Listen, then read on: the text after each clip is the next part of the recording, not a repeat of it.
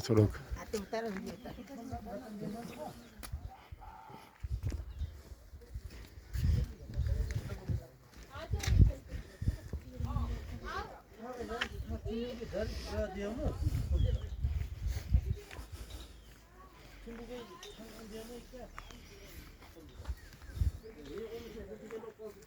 हम ज्योति ज्योति जाओ थोड़ा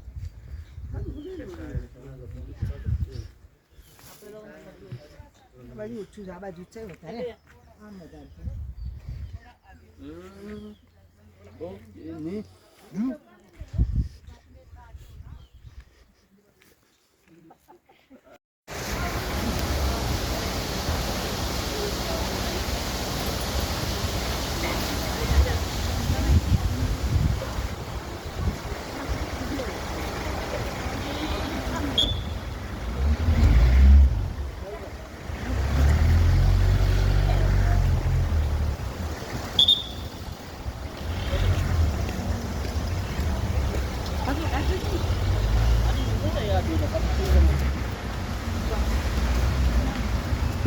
Lu disiplin ya.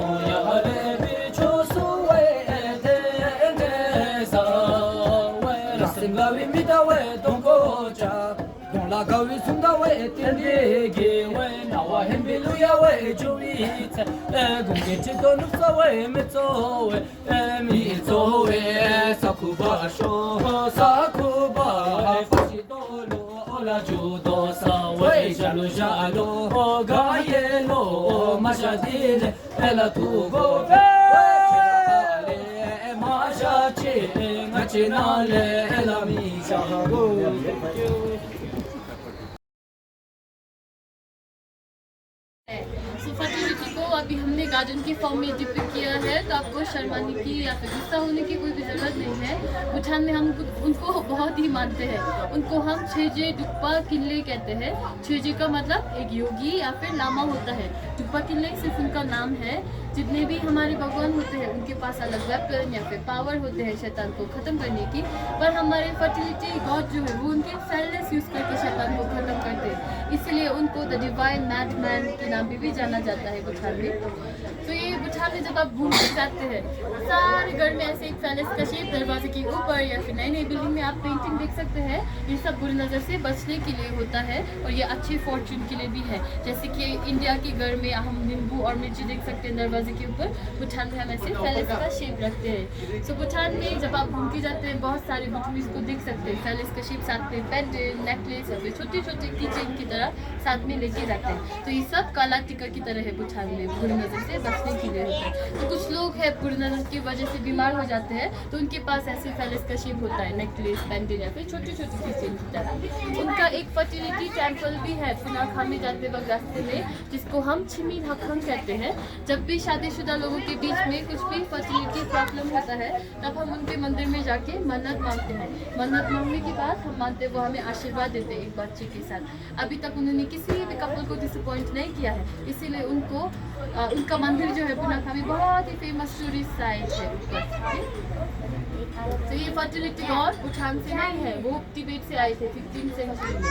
तो जब वो भूटान में पहली बार के लिए आए थे उनके पास अब तीर और धनुष दिख रहे हैं, तो उन्होंने ये तीर चलाया था और बोला था जहाँ पे भी ये तीर जाता है मैं वहाँ पे जाऊँगा। तो उनका तीर पुनाखा में लैंड हुआ था, इसीलिए उनकी मेमोरी में मंदिर जो है पुनाखा में बनाया हुआ है। आप सोच रहे होंगे फर्टिलिटी टेम्पल क्यों पुनाखा में ही है, उनके तीर की वजह से। जब आप फर्टिलिटी टेम्पल में जाते हैं उनका तीर और धनुष भी अभी तक वहाँ से देख सकते हैं, सोना का बनाया हुआ।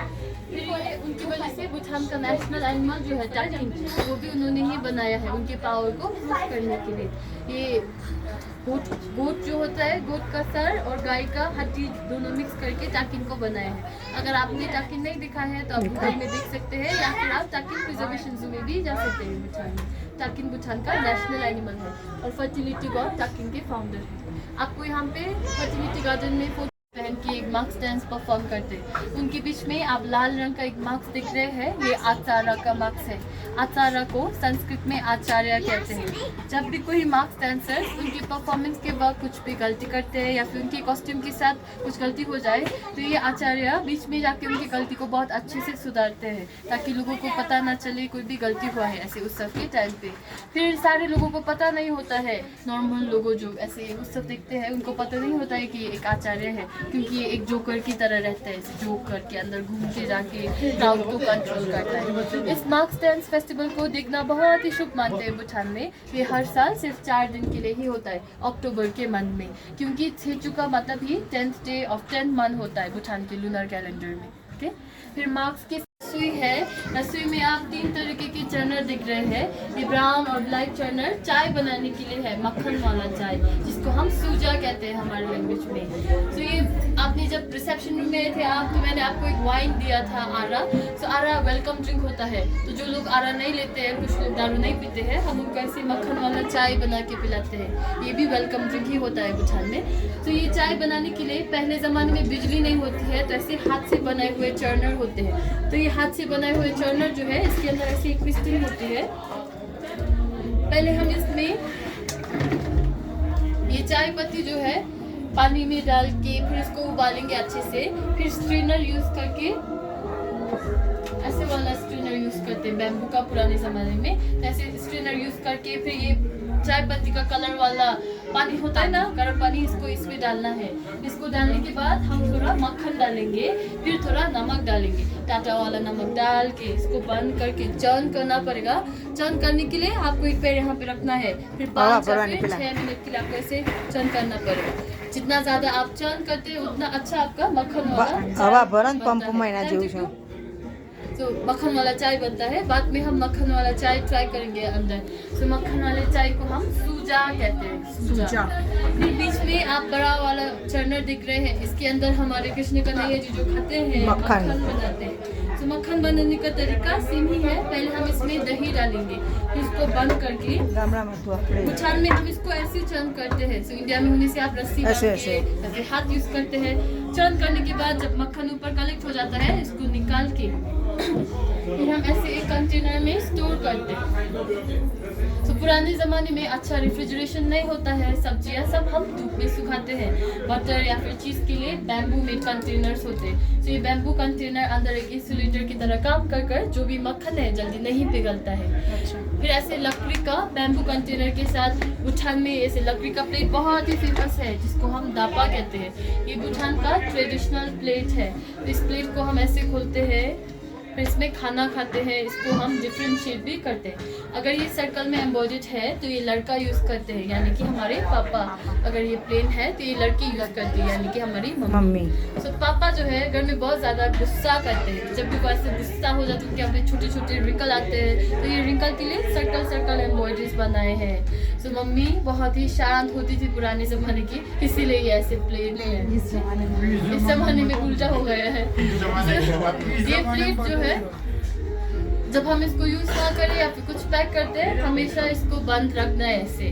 तो जब हम इसको बंद करते हैं, ये दोनों प्लेट एक जोड़ी बन जाती है, बिल्कुल रब ने बनाई जोड़ी जैसी, जो हमारी मम्मी और पापा होते हैं। इसीलिए ये प्लेट कपल के बीच में बहुत ही फेमस है। अगर कपल ऐसे प्लेट के अंदर खाना शुरू करते हैं, हम इस प्लेट को पानी से कभी भी नहीं धोते हैं, क्योंकि अगर हम इसको पानी से धोते, जो भी हमारा प्यार है परिवार के अंदर, हम मानते हैं ये भी साथ में धुल जाते हैं। तो हम छोटे से कपड़े का पीस लेके इसको पोंछ के रीयूज करते हैं। तो अभी भी ये प्लेट का कल्चर प्रिजर्व करने के लिए जब भी खाना खाते हैं लोग इस प्लेट को नहीं धोते हैं। तो ये प्लेट हम हमेशा यूज़ नहीं करते हैं, क्योंकि ये लकड़ी का बनाया हुआ अभी बहुत ही एक्सपेंसिव है। पुराने ज़माने में जो है जैसे भी लकड़ी मिल जाता है इससे बनाते थे ये प्लेट। अभी का बहुत एक्सपेंसिव लकड़ी यूज़ करके बनाते हैं, गोल्ड या फिर सिल्वर प्लेटेड होता है, इसीलिए बहुत एक्सपेंसिव है। उस सब के टाइम पे मम्मी पापा को ऐसे प्लेट के अंदर खाना देते हैं, या फिर जब हम शादी होती है न्यूली वेड कपल्स को ऐसे प्लेट के अंदर खाना खिलाते हैं बुछान में। तो ये प्लेट एक्चुअली ये दोनों सेट दिख रहे हैं, ये एक सेट है एक इंसान के लिए। और बुछान के मम्मी पापा एक दूसरे के साथ प्यार जताने के लिए वो ऐसे शेयर करके डिफरेंशिएट करके खाना खाते हैं। ओके क्या है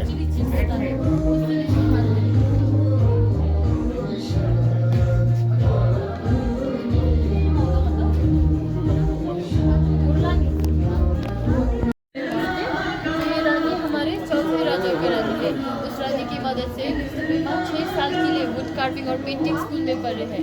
वहाँ पे पढ़ के 13 आर्ट्स एंड क्राफ्ट के स्कूल के बारे में आपने सुना है बुछान का, वहाँ पे ग्रेजुएट हुए हैं। वहाँ पे पढ़ के ये शोरूम जो है हमारी रानी ने उनको गिफ्ट के तौर पे दिया था ताकि